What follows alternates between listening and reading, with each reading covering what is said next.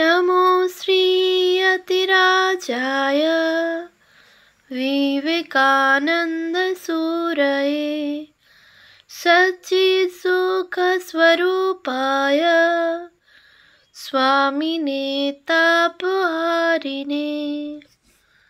পূজনীয় স্বামী অবচূড়ানন্দজির লেখা স্বামীজির পদপ্রান্তে গ্রন্থ থেকে পাঠ। স্বামী প্রকাশানন্দ 1874 থেকে 1927। পৃষ্ঠা সংখ্যা 185।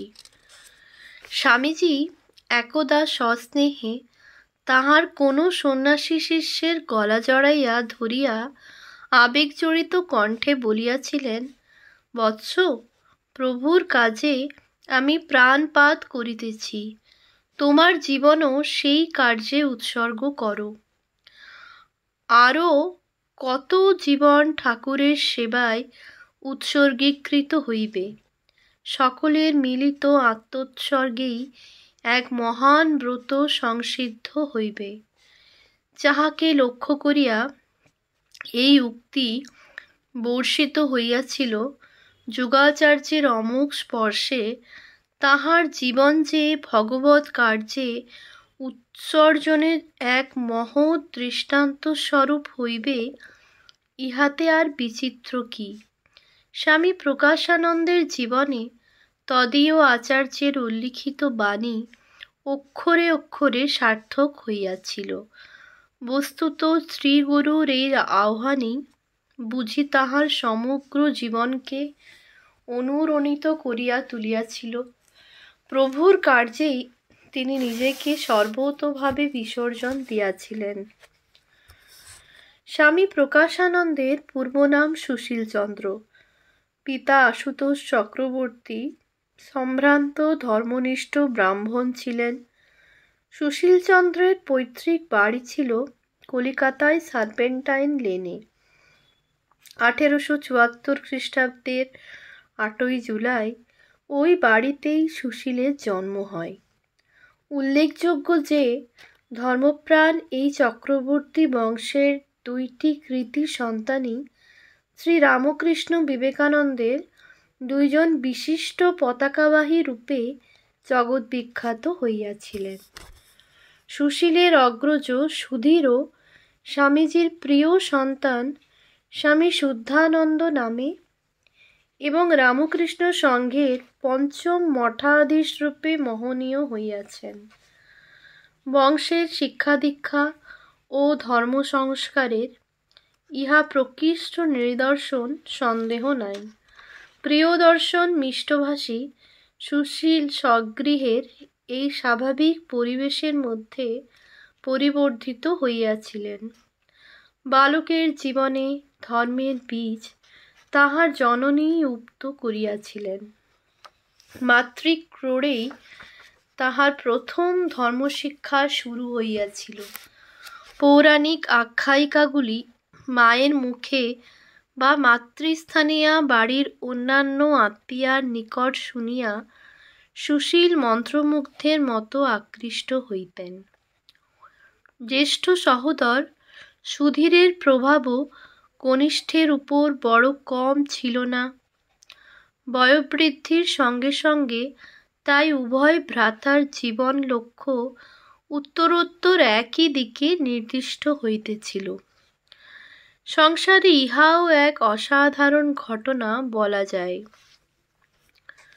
ছাত্রজীবনে সুশীলের এমন কয়েকজন বন্ধু জুটিয়াছিল, যাহারা যথার্থই ধর্মবন্ধু ছিলেন।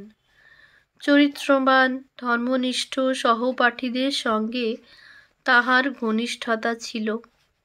অগ্রজ সুধীরের সর্বতোভাবে অনুগামী ছিলেন অনুজ সুশীল। তাই ক্রমে দাদার বন্ধুরাই তাহারও বন্ধু হইয়া উঠিলেন। কালীকৃষ্ণ, বিমল, হরিপদ, গোবিন্দ শুকুল, যাহারা পরে যথাক্রমে বিরজানন্দ, বিমলানন্দ, বোধানন্দ ও আত্মানন্দ নামে স্বামীজির বিশিষ্ট শিষ্যরূপে রামকৃষ্ণ সংঘে খ্যাত হইয়াছেন, তাহারা সকলেই সুধীরের অন্তরঙ্গ বলিয়া সুশীলেরও পরমপ্রিয় সঙ্গী ছিলেন। ইহারা সকলে একই শ্রেণীতে অধ্যয়ন করিতেন। সুশীল বয়সে কিছু ছোট বলিয়া 2 শ্রেণী নিচে পড়িতেন। যুবকদের অনেকেই যখন রিপন কলেজে পড়িতেছিলেন, তখন হইতেই তাহাদের সাধন ভজন, সাধুসঙ্গ ও ধর্মচর্চা ইত্যাদিতে নিয়মনিষ্ঠা অধিকতর বৃদ্ধি পাইতে থাকে। শ্রী শ্রী রামকৃষ্ণ কথামৃতকার শ্রীম তখন রিপন কলেজে ইংরাজির অধ্যাপক। মাস্টার মহাশয়ের অত্যুজ্জ্বল জীবন আলোকে এই দলের অপরাপর তরুণের মতো সুশীলের পথ অন্বেষণও যে অনেকখানি সহজ হইয়াছিল, ইহা সহজেই অনুমান করা যায়। মাস্টার মহাশয়ই এই অধ্যাত্ম পথান্বেষীদের বরাহনগর মঠের পথ চিনাইয়াছিলেন। ভগবান শ্রী রামকৃষ্ণের সাক্ষাৎ সন্তানদের সাহচর্য লাভের ইঙ্গিত ও প্রেরণা সুশীল ও তাহার সঙ্গীরা শ্রীমর নিকট হইতেই পাইয়াছিলেন। ভক্তপ্রবর শ্রী রামচন্দ্র দত্ত মহাশয়ের সঙ্গেও ইহারা কলেজ জীবন হইতেই পরিচিত ছিলেন। কাকুরগাছিতে তাহার সঙ্গও ইহাদিগকে যথেষ্ট সহায়তা করিয়াছে, সন্দেহ নাই। আদর্শবাদী এই যুবক দলের নেতা ছিলেন খগেন্দ্রনাথ। পটলডাঙ্গায় ছিল তাহাদের বাড়ি। খগেনদের বাড়ি ছিল সুশীলদের প্রধান আড্ডা, মিলনস্থল। 1890 খ্রিস্টাব্দ বরাহনগর মঠে শ্রী রামকৃষ্ণের ত্যাগী শিষ্যমণ্ডলীর তপস্যা ও ভগবান লাভের জন্য ব্যাকুলতা সুশীলকে বিমুগ্ধ করিয়া তুলিল। স্কুলের অবসরে বা ছুটির দিনে দাদা সুধীরের সঙ্গে বা অন্য কোনো সঙ্গীদের সাথে তিনি কলিকাতা হইতে পদব্রজে বরাহনগর মঠে যাইতেন। স্বামী রামকৃষ্ণানন্দজি এই তরুণদের খুব স্নেহ যত্ন করিতেন। সর্বাপেক্ষা অল্পবয়স্ক, শান্ত, সুশীল, মধুরভাষী বালক মঠের সকলেরই বিশেষ স্নেহভাজন হইয়া উঠিয়াছিলেন। মঠের দালানের এক প্রান্তে বসিয়া স্বামী যোগানন্দজির সঙ্গে তাহাদের অনেক প্রসঙ্গ হইত। যোগেন মহারাজ ছেলেদের খুবই স্নেহ করিতেন। ত্যাগ বৈরাগ্যের পথে কতই না অনুপ্রেরণা দিতেন।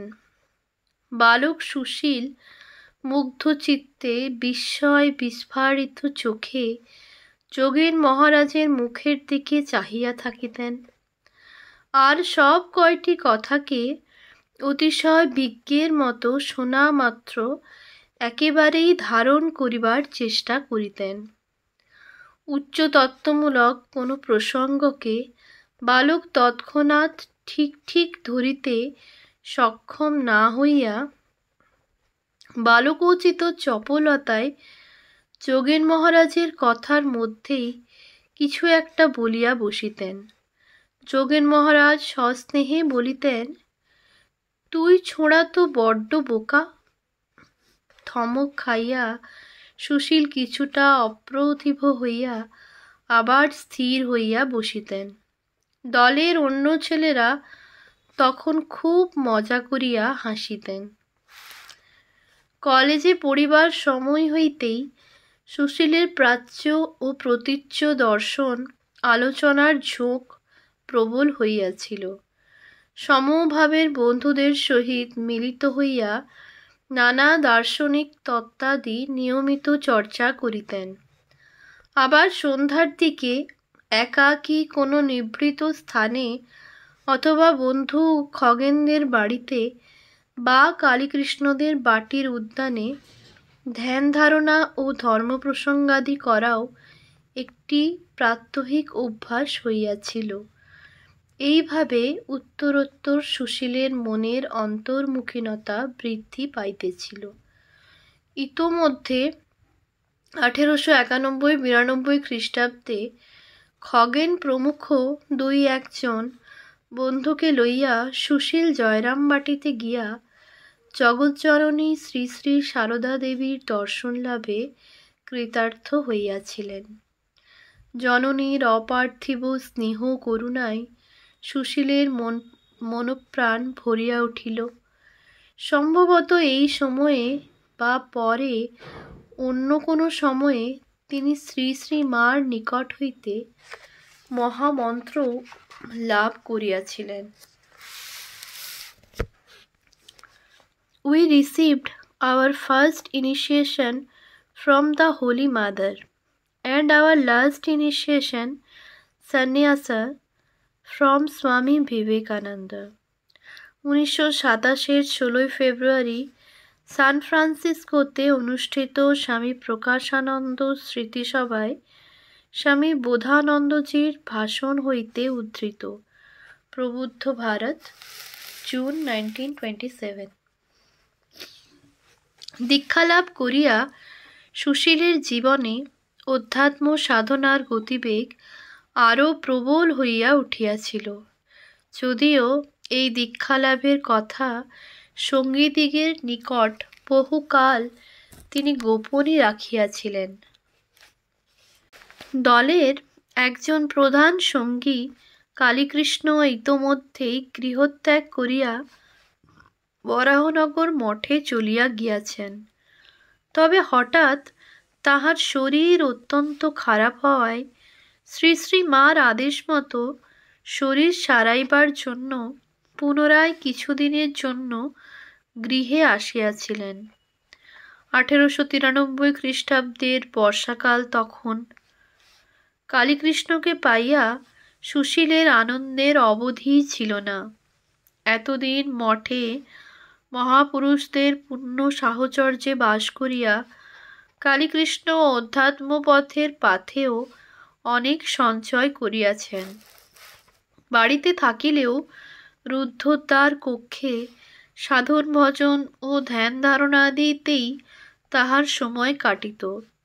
সুশীল ও আর বন্ধুরা নিত্য বৈকালে এখন হইতে কালীকৃষ্ণের কাছে যাইতেন এবং তাহার মুখে মঠের সাধুদের তথা শ্রী শ্রী ঠাকুরের নানা প্রসঙ্গ শুনিতে শুনিতে তন্ময় হইয়া যাইতেন।